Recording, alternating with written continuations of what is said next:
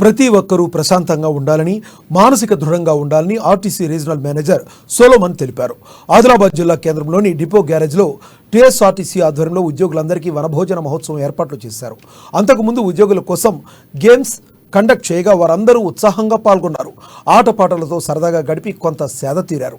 అనంతరం వచ్చిన ఉద్యోగులందరినీ depot garage ఆవరణలో విందు భోజనం ఏర్పాటు చేశారు. ఈ కార్యక్రమంలో transport commissioner Puppala Srinivas, depot manager Kalpana, ఉద్యోగులు, సిబ్బంది పాల్గొన్నారు.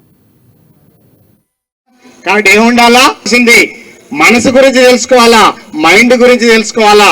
ఏంది నేటి కోపం రేపటి ఏంటి భయపడే రోగం,